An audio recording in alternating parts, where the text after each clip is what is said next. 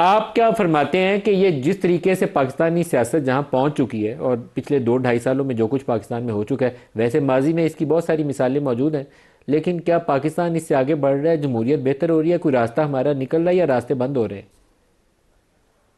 بہت شکریہ. نہیں، یہ تو بالکل آبویس بات ہے ندیم صاحب کہ یہ اس طرف ہم بڑھ رہے ہیں جہاں یہ بچے کھچے جو چند روشن دان کھڑکیاں یہ راستے ہیں یہ بھی بند ہو جائیں گے. یعنی اگر اس رویے سے پی ٹی آئی کا خیال یہ ہے کہ اس کے لیے کچھ جمہوری راستے کھل جائیں گے، ان کے لیے گنجائش پیدا ہو جائے گی، تو مجھے افسوس سے کہنا پڑتا ہے کہ ایسا نہیں ہو پائے گا. یہ جو ٹویٹ تھی محترمہ عظما خان کی طرف سے ملاقات کرنے کے بعد جو عمران خان صاحب نے ٹویٹ کی ہے، وہ انتہائی قابل اعتراض ٹویٹ ہے.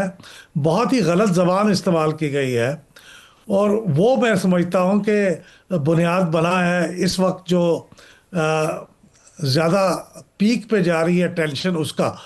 پہلے بھی حالات اچھے نہیں تھے لیکن اب تو حالات اور بھی خراب ہوئے ہیں.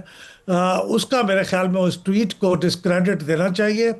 مجھے معلوم ہے کہ پارٹی کے لوگوں کے لیے بڑا مشکل ہوتا ہے کہ اپنے پارٹی کے جو بانی ہیں، ان کے ڈی فیکٹو سربراہ ہیں، ان کے بارے میں کوئی چیز تنقید کی جائے، لیکن ہم جیسے انڈیپینڈنٹ لوگ تو ہم یہ کہہ سکتے ہیں کہ وہ بہت ہی غلط بات تھی، اور آئندہ بھی وہ ایسا کریں گے تو بالکل اپنے پاؤں پہ کلہاڑی ماریں گے. یہ بالکل ٹھیک ہے گوہر صاحب جو کہہ رہے ہیں، بہت ہی اچھی باتیں کہہ رہے ہیں، لیکن انفارچونیٹلی گوہر صاحب کا تو کوئی اثر و رسوخ مجھے لگتا ہے بہت ہی محدود ہے. وہ چیئرمین تو ہیں، لیکن کیا وہ جس طرح انگریزی میں کہتے ہیں از ہی کالنگ دی شاٹس، فیصلے کیا وہی کر رہے ہیں؟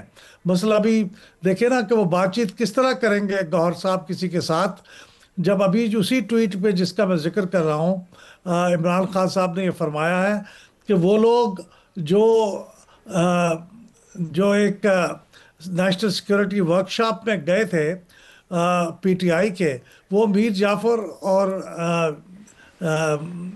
یعنی وہ غدار ہے دوسرے الفاظ میں. دونوں کے ان کے بارے میں کہا گیا وہ 6-7 لوگ تھے جو انہوں نے وہاں پہ، اگر اس ورکشاپ کو اٹینڈ کرنے کے لیے بھی عمران خان صاحب پہ ٹالرنس نہیں ہے تو پھر وہ گوہر صاحب کا کسی حکومت کے آدمی سے رابطے کو کیسے برداشت کریں گے؟ میری سمجھ میں نہیں آتا. لیکن گوہر صاحب جو باتیں کر رہے ہیں وہ بہت ہی اچھی باتیں کر رہے ہیں. آئی وش کہ ان کی بات کوئی سنتا اور ان کی بات کا کوئی ویٹ ہوتا پی ٹی آئی کے اندر بھی اور پی ٹی آئی کے بانی کے ساتھ بھی. اچھا، اس میں احمد صاحب جو راستہ ہے آگے بڑھنے کا، اس میں تو اس ورکشاپ میں ان کے لوگوں کا بیٹھا ہونا ان کے لیے ایک گولڈن اپرچونٹی ہونی چاہیے تھی کہ وہاں پر آرمی چیف جاتے ہیں اس ورکشاپ کے اندر، این ڈی یو کے ایونٹ کے اندر فوج کے سینئر افسر بیٹھے ہوتے ہیں، تو وہاں پر اگر بیرسٹر عمیر بیٹھے ہوئے ہیں، بیرسٹر گوہر یا کوئی اور ان کے لوگ بیٹھے ہوئے ہیں، تو that should be a golden opportunity to interact with the top most people in the army. جو عمران خان پچھلے 2-2.5 سالوں سے ایک ہی مطالبہ کرتے تھے کہ میں تو صرف فوج سے بات کروں گا، تو اس اپرچونٹی کو بجائے کہ ایکسپلائٹ کرنے کے، اپنے حق میں استعمال کرنے کے، اس کو باقاعدہ بم لگا کے اڑا دینا، تباہ کر دینا، کیونکہ اس ٹویٹ نے تو وہی کام کیا ہے. تو یہ کوئی پروڈنٹ پالیٹکس تو نظر نہیں آئی اس کے اندر. بالکل، آپ بالکل صحیح فرما رہے ہیں. ایگزیکٹلی یہ بہت اچھا موقع تھا کہ وہ اپنا موقف پیش کر دیتے سلیقے کے ساتھ. ان میں سوال جواب کا بہت موقع ہوتا ہے، کامنٹ کرنے کا موقع ہوتا ہے، تو وہ کر سکتے تھے، اس کو استعمال کرنا چاہیے تھا. پلس یہ کہ جو تحریک انصاف کے جو لوگ وہاں پہ تھے ان کے اپنی لیڈرشپ سکلز کو بھی اور انگیجمنٹ کرنے کی سکلز سیکھنے کا بھی بہت اچھا موقع تھا. ان کو کنڈیم کرنے کا مطلب تو یہ ہے کہ آپ بالکل کوئی موقع نہیں دینا چاہتے کہ کوئی بھی رابطہ ہو، جو رابطہ کرے گا اسے آپ غدار قرار دیں گے. تو ان حالات میں چیزوں کے امپروو کرنے کی تو کوئی مجھے امکان نظر نہیں آتا.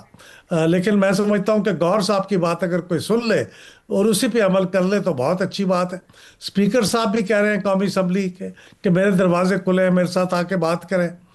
میرے خیال میں بات ہو سکتی ہے، ان کا لیڈر آف دی اپوزیشن بھی آ سکتا ہے، لیکن بیٹھ کے بات کرنی چاہیے. اور وہ ایک نشست میں بات طے نہیں ہوگی، 2 3 4 6 جتنی بھی نشستیں ہوں، یہ مستقل عمل جاری رہنا چاہیے. شوکت آپشن یوسف چھوڑے ہیں صاحب، جو وفاق کے پاس یا حالات جو بھی ہوں، افواج کے پاس لیکن کہ اس کے علاوہ کچھ ملک سٹیپ کے لیا جائے؟ اندر اگر ایک ایسی صورتحال پیدا ہو جائے کہ ایک سیاسی جماعت ورسز فوج یہ والی کیفیت ہو، تو وہ ایک اچھی کیفیت نہیں ہوتی. آپ کی سیاسی جماعت کے لیے بھی نہیں اچھی ہوتی، پاکستان کے لیے بھی نہیں اچھی ہوتی. تو آپ کو اس سچویشن سے بچنا چاہیے. میں اس چیز کا حامی نہیں ہوں کہ آپ فوج اور آپ آمنے سامنے نظر آئیں. یہ کسی بھی کوئی بھی پیرامیٹرز آپ اس کے طے کر لیں، لیکن یہ کنفرنٹیشن والی جو بھی پکچر ہمارے سامنے آئے گی وہ پاکستان کے مفاد میں نہیں ہو سکتی. تو وہ must avoid this situation. Politics بھی اسی سے آگے بڑھے گی اور جمہوریت بھی اسی سے توانا ہوگی. تو آپ کو یہ اس کے اوپر کوئی لاہ عمل اپنانا چاہیے. اس میں یہ تاثر نہیں جانا چاہیے کہ آپ فوج کے سامنے کھڑے. بسم اللہ الرحمن الرحیم. بہت شکریہ جی، بالکل آپ نے صحیح کہا. لیکن بدقسمت یہ ہے کہ اس وقت پی ایم ایل این کا جو بیانیہ تھا نا وہ تو پٹ چکا ہے. اب یہ ٹی وی پہ آ کے یک طرفہ بیانیہ بیان کرتے ہیں کہ جی یہ جو ہے نا یہ تو ملک دشمن ہے، یہ تو جو ہے یہ تو فوج دشمن ہے. یہ وہی نا، ہم نے فوج کی مخالفت کی آج تک. جو باتیں آپ کرتے تھے، نواز شریف صاحب کرتے تھے ابھی تقریر لگا دیں اور جنرلوں کے خلاف، میرے پاس ابھی بھی میں اس ویڈیو، میرے پاس آج بھی ویڈیو موجود ہے جس میں وہ کہتے ہیں کہ یہ جو جرنیل ہے ایسا کر. یہ جرنیل کون ہوتے ہیں؟ فوج نہیں ہوتی ہے. تو باتیں تو آپ نے بھی کی ہیں، لیکن آج آپ کو یہ باتیں اس لیے بری لگ رہی ہیں کہ آپ کو اسٹیبلشمنٹ نے بٹھایا ہوا ہے، اقتدار دلایا ہے. تو آپ صبح شام ایک دن میں 4-5 پریس کانفرنسیں ہوتی ہیں. آپ اپنے ملک کو تو دیکھیں پہلے. آپ نے بالکل صحیح کہا، اس وقت ملک کے جو حالات ہیں وہ تو اس قابل ہی نہیں ہے. آپ صرف اور صرف اس لیے خوش ہوتے ہیں کہ جب آپ کو آئی ایم ایف کے قرضہ مل گیا. 40,000 ارب کا قرضہ چڑھنے لگا ہے ہمارے اوپر صرف 4 سالوں میں، اور اس میں سے 5,300 ارب کی کرپشن ہو گئی ہے. اور ہم کہتے ہیں کہ جی ہم نے بڑا تیر مارا ہے، ہم نے بم بہت اچھے ہیں. تو دیکھیں ملک تو آپ سے چل ہی نہیں رہا ہے، اور آپ الٹے جو ہے نا اس یا تو اپنی وہ کیا کہتے ہیں جو آپ کے پاس کوئی بیانیہ ہے نہیں، اس لیے آپ ایسا کر رہے ہیں کہ جی کسی پارٹی کو دباتے رہو تو کتنا دباؤ گے. اب دیکھیں نا کل جو واقعہ ہوا ہے وہ انتہائی افسوسناک، جو ہیومن رائٹس کا ڈے تھا. اور ہیومن رائٹس کا ڈے ہم کس طرح ہم منا رہے ہیں کہ ہم نے بوڑھی خواتین کے اوپر ہم نے واٹر کینن کا یوز کیا. اور جس طریقے سے ان کا قصور کیا تھا کہ وہ بھائی سے ملاقات کی اجازت مانگ رہے تھے، اپنا حق مانگ رہے تھے. اور یہ ہمیشہ کہتے ہیں کہ جی یہ تو انتشاری ہے. تو مجھے بتائیں کہ اس رات کو کیا انتشار کیا تھا؟ کیا انتشار؟ کوئی گملہ توڑا تھا انہوں نے؟ کوئی اٹھ کے کوئی احتجاج کر رہے تھے؟ آرام سے بیٹھے تھے نا، اپنا حق مانگ رہے تھے.